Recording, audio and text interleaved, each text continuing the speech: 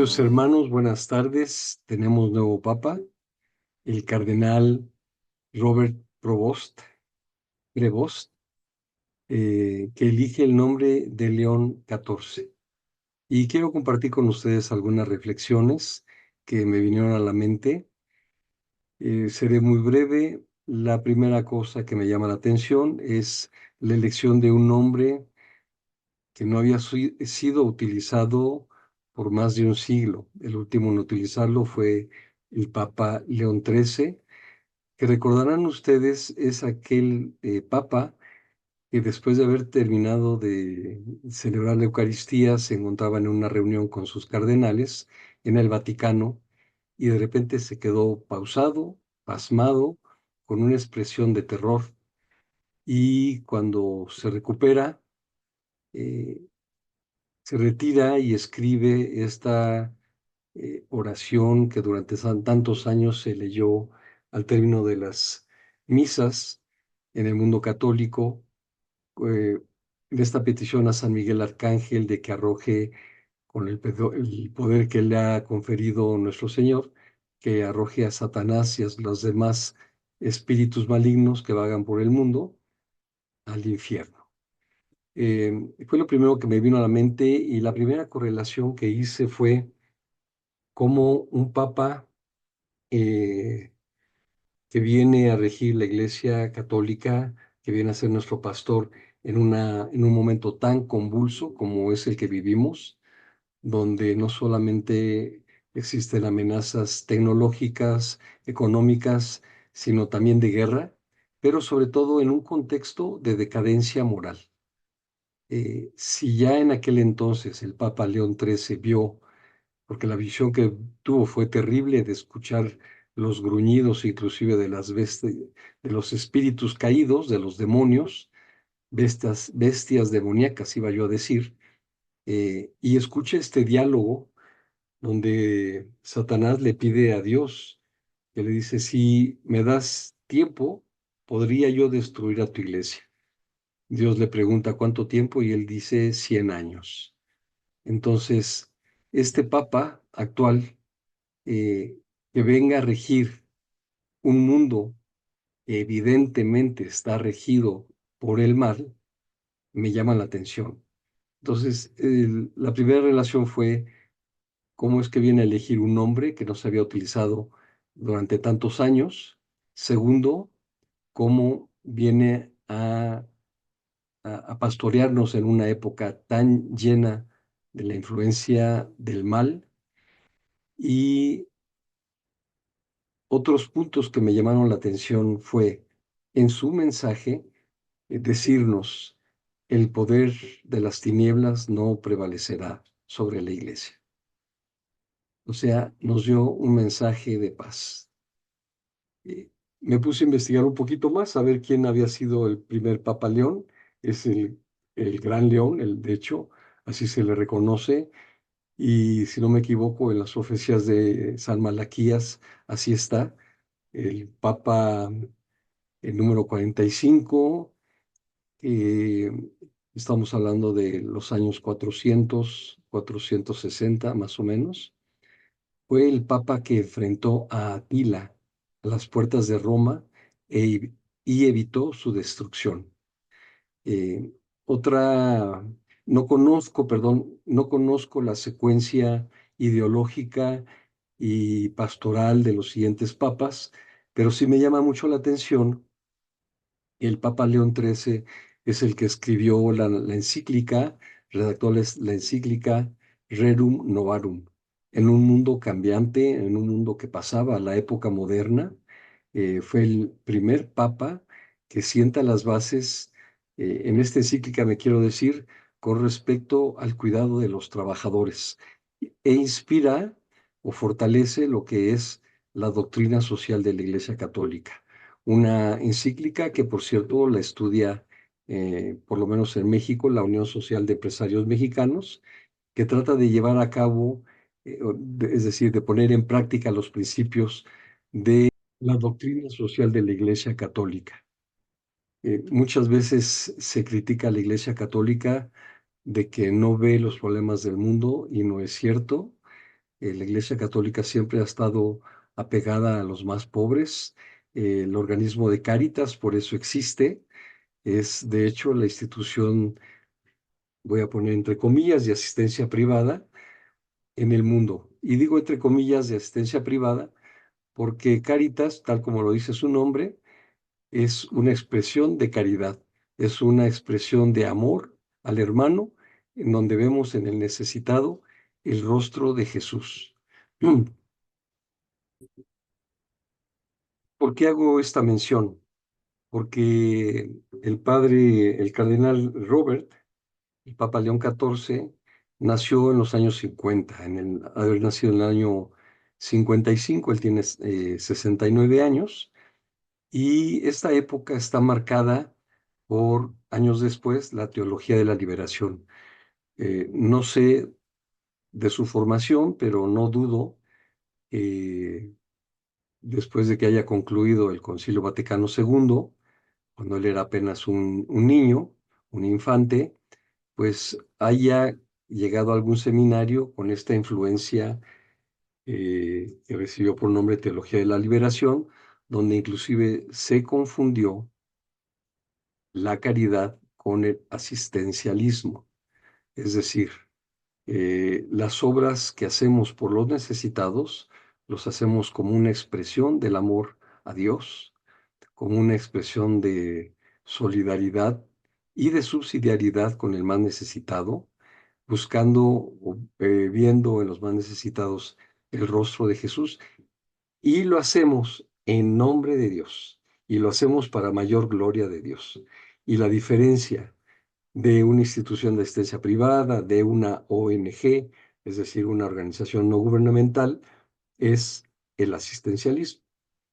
En el caso de la iglesia es por amor a Dios y hace una enorme diferencia tener un acto filantrópico de amor al hombre a tener un acto de caridad. Eh, entonces, estoy seguro que esta influencia del tiempo en que él nace y se forma como seminarista tiene un fuerte impacto. Otro impacto que veo en él, en cuanto a su manera de ser, en su línea de humildad y de modestia, es que él vivió 30 años en Perú. De hecho, tiene doble nacionalidad, es norteamericano y también peruano.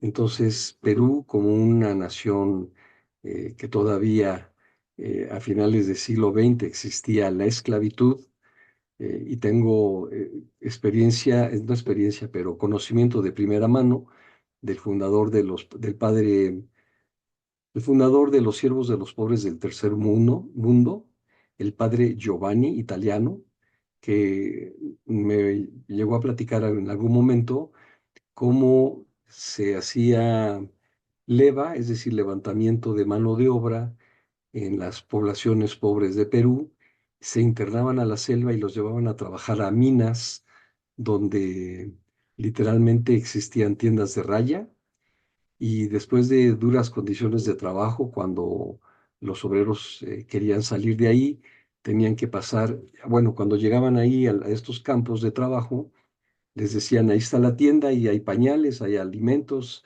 para tu señora, para tus niños, solamente tienes que firmar. En el momento que ellos se querían retirar y cobrar lo que habían ganado, resulta que debían más de lo que habían ganado. Y entonces era una manera de perpetuar la esclavitud.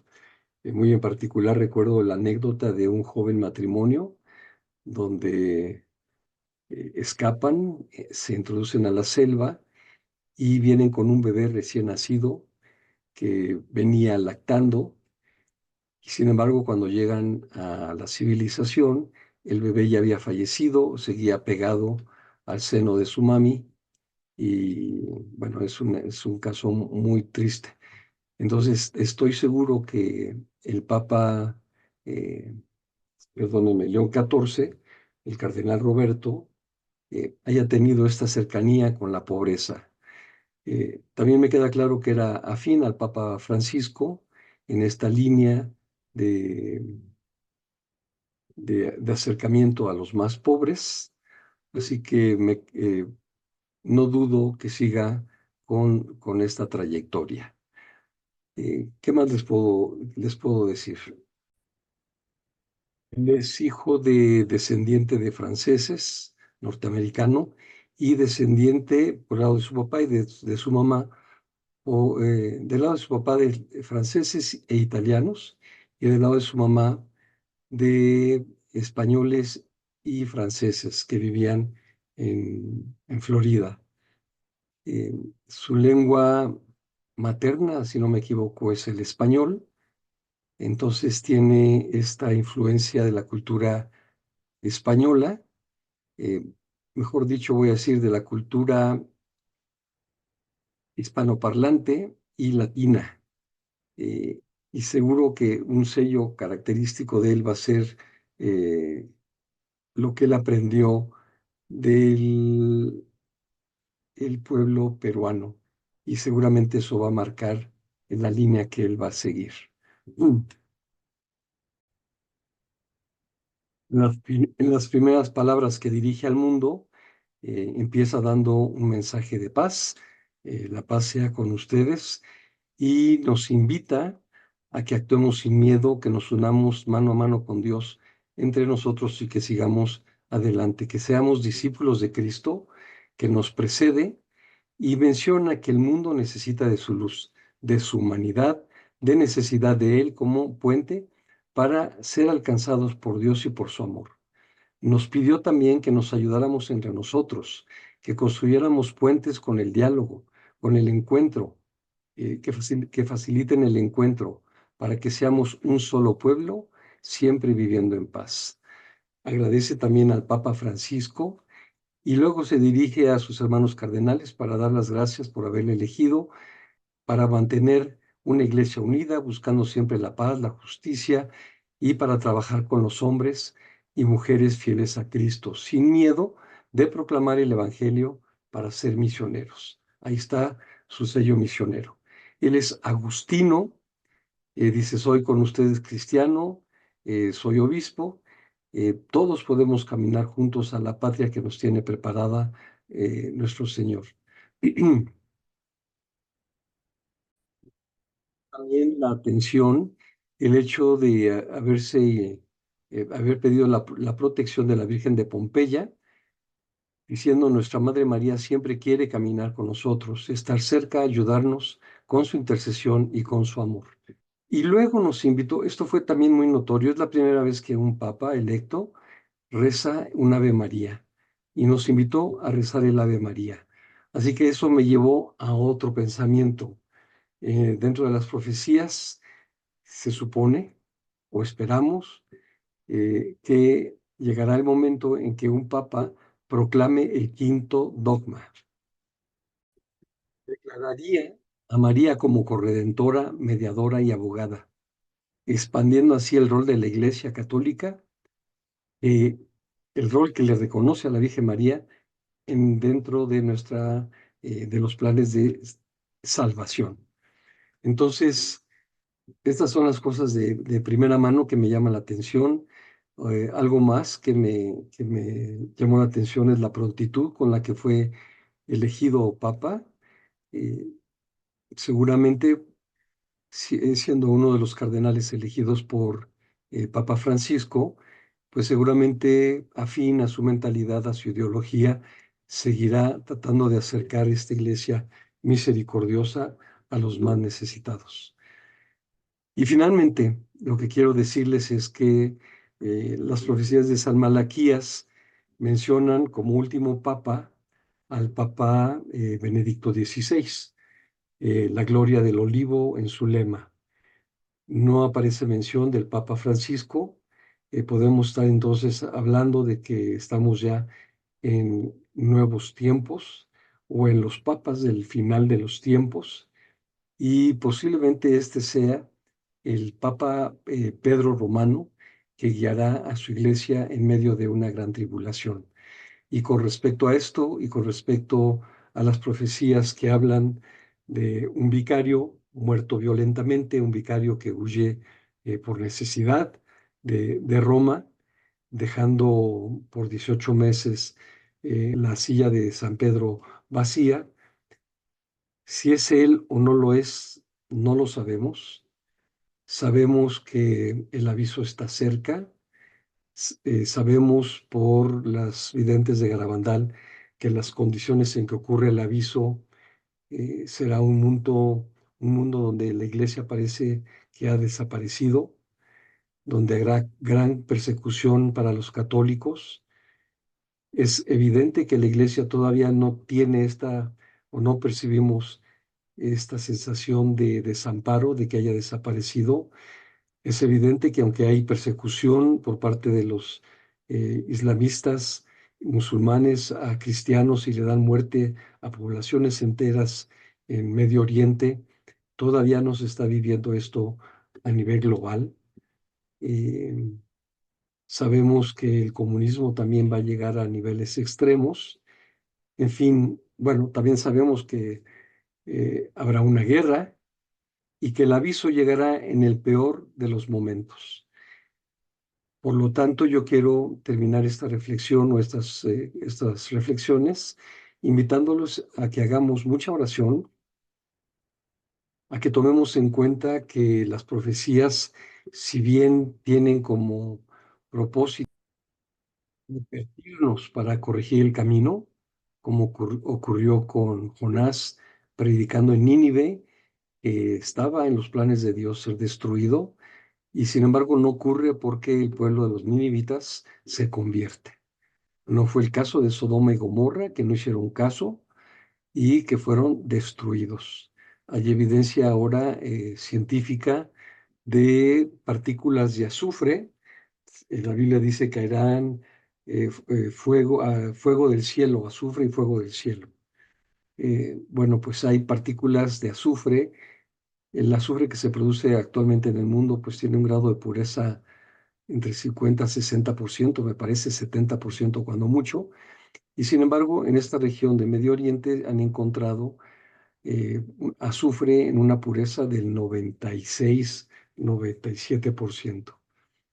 Así que es cierto que las profecías hablan Akita, Garabandal, La Salet, Fátima, hablan de estos tiempos difíciles que tiene que vivir la Iglesia Católica como esposa de Cristo en su purificación y para redimirse y para llegar a una nueva vida, una nueva etapa. Eh, Enfrentemos este momento que vivimos hoy o a partir de hoy con oración. No dejemos de asistir a misa tantas veces como nos sea posible, de visitar al Santísimo, de confesarnos, de mantenernos en gracia y de comulgar. Pido pues nuestras oraciones para el Papa, pido a la Santísima Trinidad su intercesión, a la Santísima Virgen María su protección y a San Pedro que lo ilumine, que le acompañe y que lo fortalezca. Que tengan buena tarde.